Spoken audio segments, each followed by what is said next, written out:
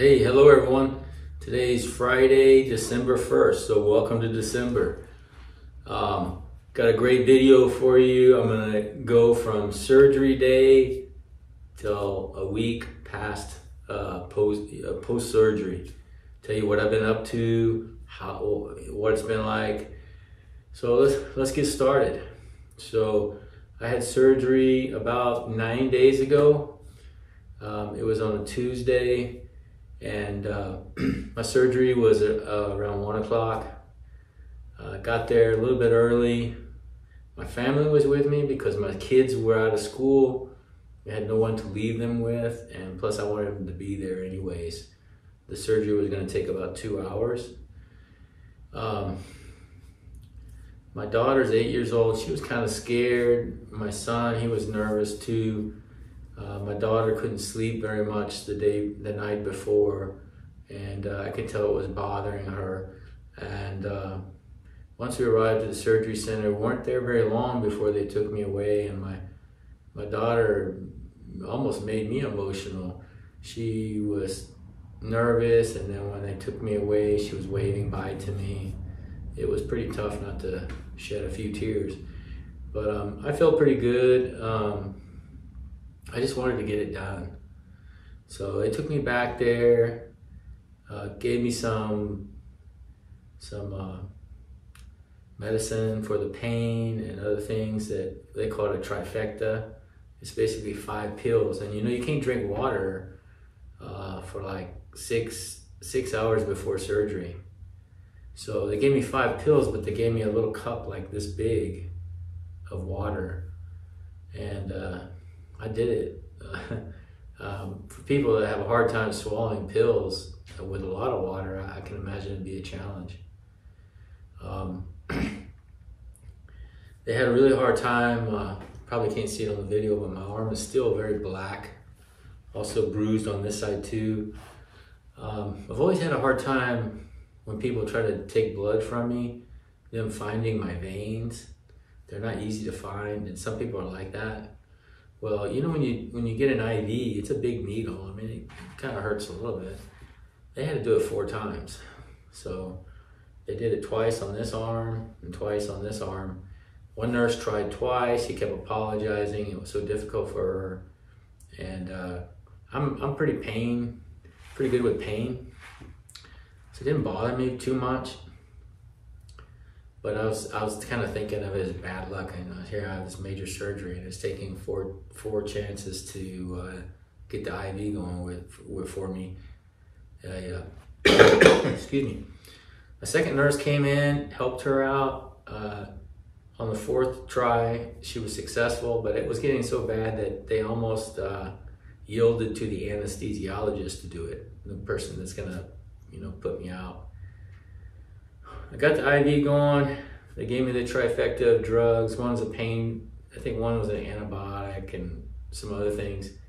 They don't give you antibiotics after surgery anymore. I thought that was kind of interesting. I asked them about that, but they said they only give you the antibiotic during surgery. So they gave me all that stuff, and I waited, and the anesthesiologist came in, and he was telling me about the procedure. Sometimes they tell you stuff that you really don't want to know. And he kind of spooked me a little bit.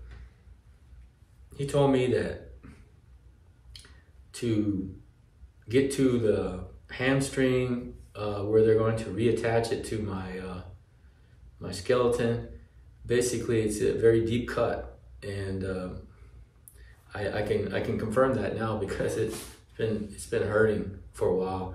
It's basically a long cut right below my right butt cheek. So for the last few months, it's been painful to sit down because of the hamstring issue. Now it's really painful to sit down. So that's why I'm kind of only sitting on my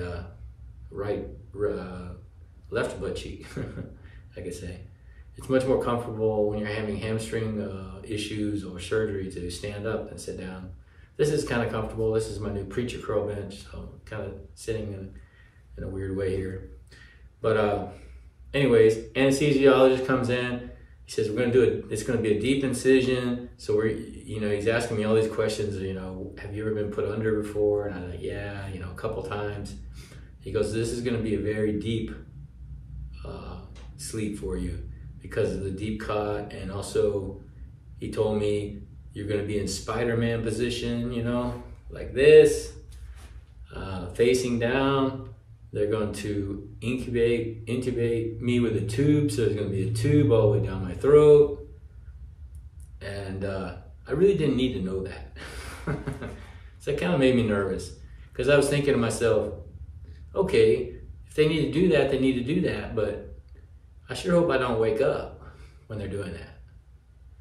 And anyways, about an hour later, they took me back to the operating room, and I was chatting with the nurses in there, and I was like, you know, they started to put me under, and I said, how do you know when I'm asleep deep enough? And they said, we'll know. I said, do the machines tell you that? Yeah, the machines tell me that, but we also know. So I guess I just become limber or anything, but sure enough, the surgery took about 2 hours. My surgeon, he met with me after the procedure. He told me they put 4 anchors in, basically drilled holes, screws, anchors to hold my ligaments back in place, and it's like 12 sutures, so quite a bit of work. And I woke up in the recovery room.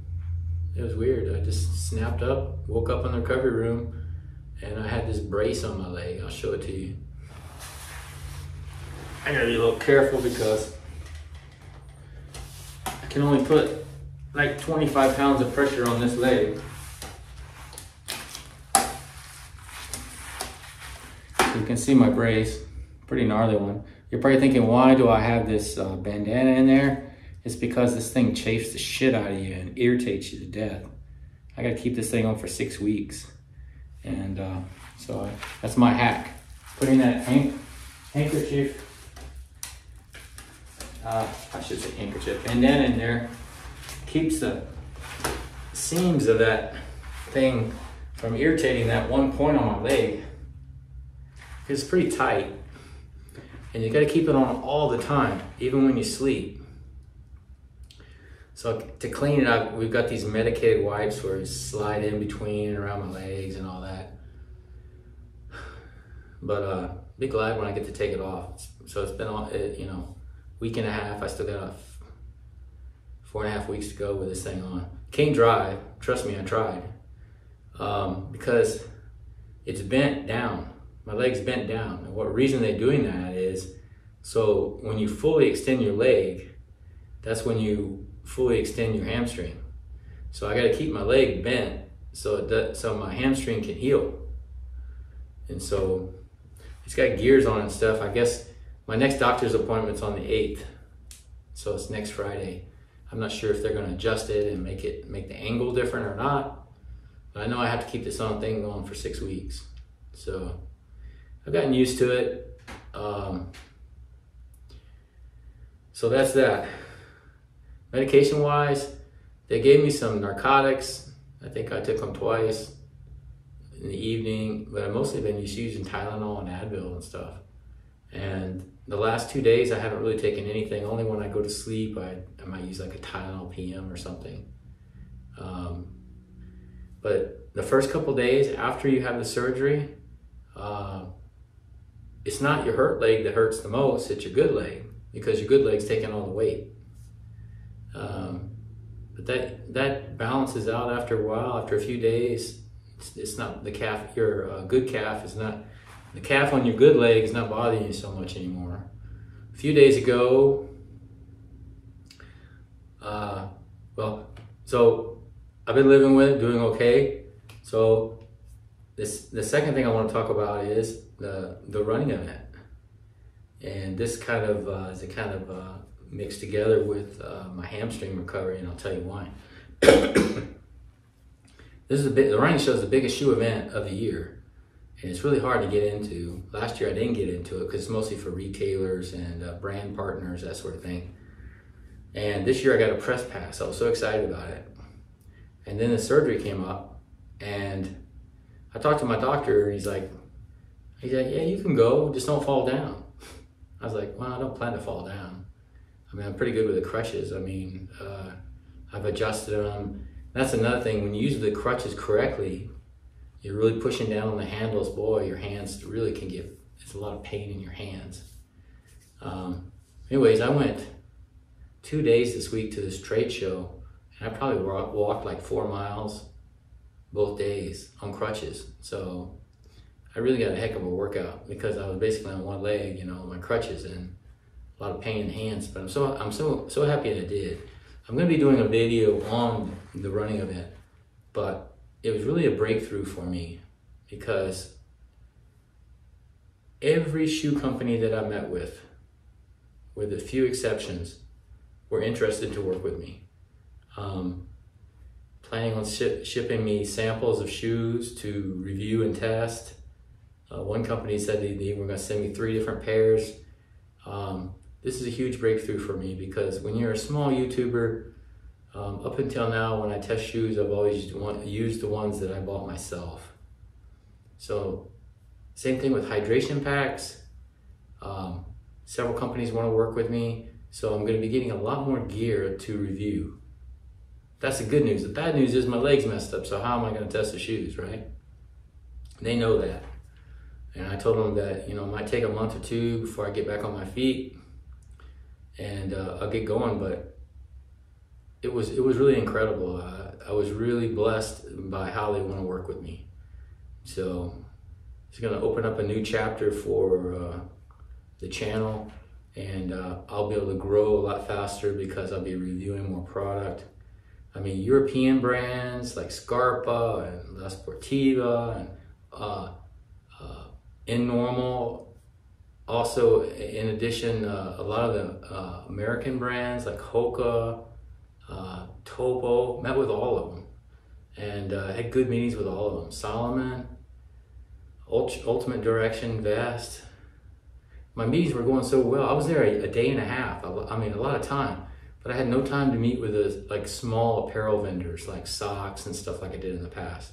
I just focused on shoes and hydration vest products, and also hiking poles. I met with one vendor on that as well. So it's really great news. So that's the update. I want to just let you know that I'm doing good. Been doing workouts with my sticks, but I'm also going to be doing curls. You can see here I got my preacher bench. I can very easily bend over and really work on my guns.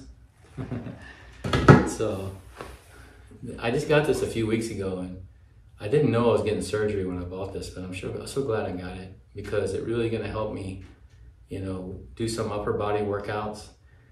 If you didn't see my short from yesterday, I did a short skiing workout. I figured out how to do it with the crutches, where I hold up myself with one crutch and I can ski.